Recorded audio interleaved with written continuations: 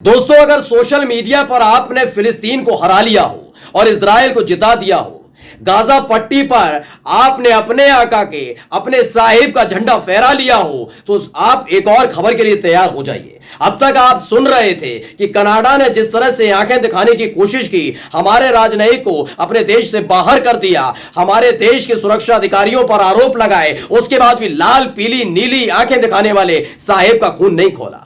लेकिन एक और खबर निकलकर सामने आ चुकी है। खबर यह है कि मालदीव ने भी कुछ ऐसा ही कर दिया है। मालदीव ने साफ तौर पर चेता दिया है कि जो तमाम भारतीय सैनिक इस समय मालदीव में तैनात हैं, उन्हें फौरन वहां से निकाल कर ले जाइए। यही नहीं, उसने हमारे दुश्मन देश, हमारे पड़ोसी देश चीन की खोलकर प्रशंसा की है और यह कहते हैं कि दुनिया के अलग अलग देश साहिब के दोस्त बनते जा रहे हैं। नमस्कार, मैं हूं प्रज्वल गौतम और आप देख रहे हैं द कंटाप। अभी तक आपने देखा होगा कि कैसे फिलिस्तीन और इजराइल के मुद्दे पर लगातार ज्ञान की गंगा बहाई जा रही है। यह बताया जा रहा है कि इजराइल कितना ज्यादा पीड़ित हो गया, इजराइल को जिताने की कस्में खाई जा रही हैं, दुआएं मांगी जा रही हैं कि फिलिस्तीनियों को खत्म कर दिया जाए, फिलिस्तीन मर जाए, फिलिस्तीनी मर जाए, उनके बच्चों के साथ होता तो होता रहे, वहां नरसंहार होता तो होता रहे, लेकिन इजराइल बचना चाहिए। इजराइल इसलिए क्योंकि इजराइल के प्रधानमंत्री बेंजामिन नेतन्याहू के साथ हमारे वाले साहब जाकर गलवहियां करते हैं, इसलिए वहां जाकर गोदी मीडिया भी उछल उछल कर कूद कूद कर चौक चौराहे पर गलियों में जाकर यह बताने की कोशिश कर रहा है कि इजराइल के साथ हमास ने कितना बुरा किया है और इसकी सजा हमास को मिलनी चाहिए। एक बार भी इनकी जुबान से इस शब्द नहीं निकला कि इजराइल पूरी तरह से हत्यारा है, कि चाहे कैसे 75 सालों में तिल तिल करके पूरा का पुलिस फिलिस्तीन वो लील गया है। लेकिन अब खबर यहां से नहीं आई है। मैं पहले ही आपको शुरुआत में कहा, अगर इससे मन भर गया हो तो जरा सरकार से, अपने साहिब से, साहिब के जोड़ीदार से जरा जाकर सवाल कर लीजिएगा कि अब तक जो कनाडा कर रहा था, अब तो एक और देश उसी काम पर उतर आया है। जी हां, मैं अपने ही पड़ोसी देश मालदीव की बात कर रहा हूं। मालदीव की तरफ से एक ऐसा संदेश और संकेत दे दिया गया है, यूं कहीं बहुत बड़ा बयान आ गया है। यह बयान वहां की किसी छुटभैया नेता कार्यकर्ता ने नहीं दिया, वहां के विधायक या सांसद ने नहीं दिया है, वहां के किसी अधिकारी ने नहीं दिया है, बल्कि राष्ट्रपति की तरफ से आया। बिल्कुल सही शब्द सुन रहे हैं।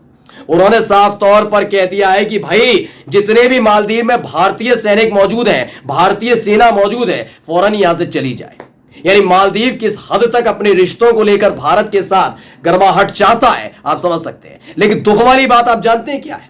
जिनके साथ झूला झूल रहे थे ना गुजरात में साबरमती में साहिब, और उसी वक्त हमारी सरजमी पर कदम रखा जा रहा था, उन्हीं के सैनिक रख रहे थे। बिल्कुल शी जिनपिंग उनकी तारीफ करता नजर आया मालदीव। हिंदुस्तान ने एक खबर छापी और इस खबर को पढ़ना बहुत ज्यादा जरूरी हो जाता है। इस खबर में लिखा है, भारतीय सैनिकों को निकालने पर अड़ा मालदीव, चीन की तारीफ। अब भारत ने दिया जवाब। क्या जवाब दिया वो अब देखेंगे, समझेंगे। पूरी खबर मैं आपको पढ़ के बता रहा हूं। लेकिन सबसे बड़ा सवाल उठता है कि इतने दिनों से, जब आप 9.5 बरस से एक देश से दूसरे देश, हम तो इजराइल पहली बार 75 साल में कोई पहला राष्ट्रीय अध्यक्ष गया, हम इधर पहली बार गए, हम उधर पहली बार गए, पहली बार हमारे साहिब के किसी ने पैर छुए हमारे।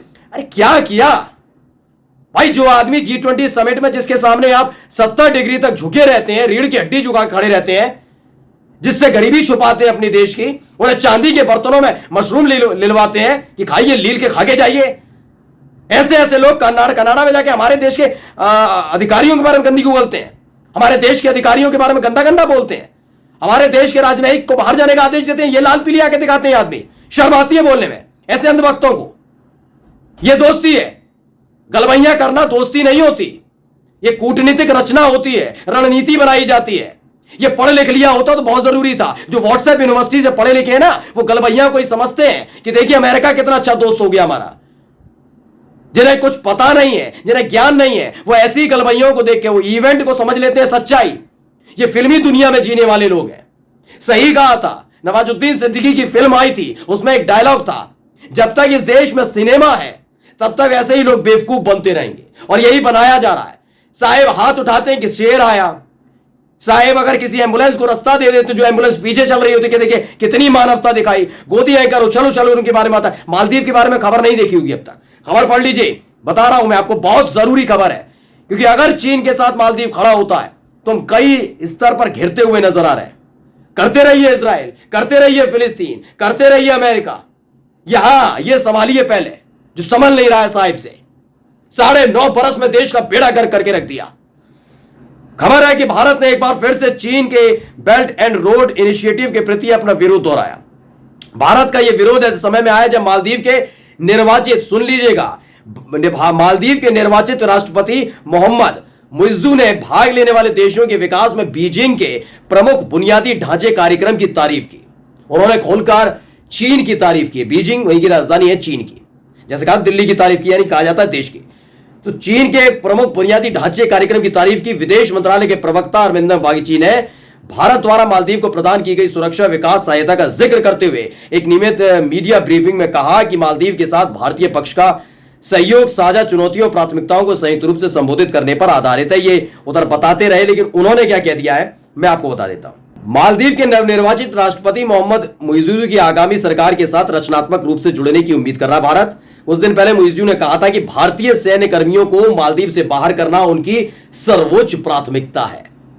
पहले कनाडा ने क्या किया, हमारे देश के राजनयिक को बाहर कर दिया। किनके साथ जाकर खड़े हो गए, जो हमारे देश विरोधी हैं, जो हमारे देश के खिलाफ साजिश रचते हैं, उनके साथ खड़े हो गए।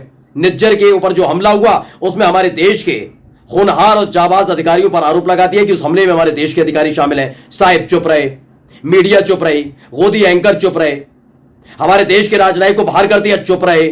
जैसे उनके राजनयिक को तलब कर लिया गया, गोदी मीडिया चिल्ला चिल्ला कर बता दिया कि देखिए शेर जाग गया है। अब बहुत बड़ी कार्रवाई, कनाडा पर कुछ नहीं कर पाई है।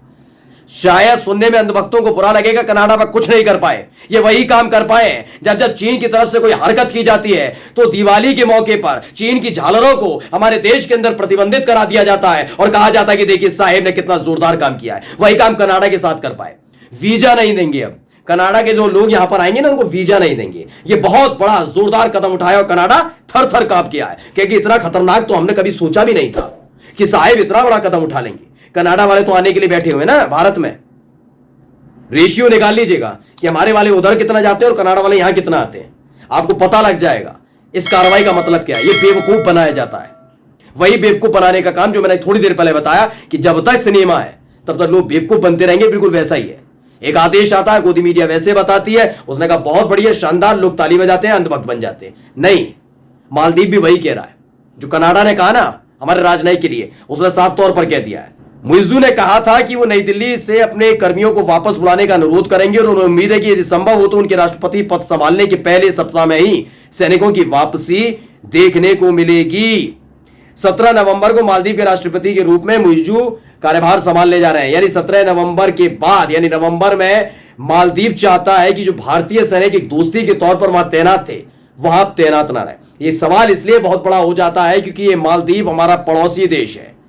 इससे पहले श्रीलंका के हालात आपने देख लिए, श्रीलंका के साथ उसके अच्छे संबंध है, पाकिस्तान के साथ अच्छे संबंध है, नेपाल में भी कई देशों के साथ कई ऐसे नेता हैं जो सत्ताधारी हैं, उनके साथ चीन के संबंध अच्छे हैं। बांग्लादेश में भी काफी इन्वेस्ट कर चुका है, लेकिन इन्हें नहीं, इन्हें केवल गलबहियां करनी है और गलबहियां के माध्यम से बताया जाना है कि हमने इतिहास रच दिया। नमस्कार।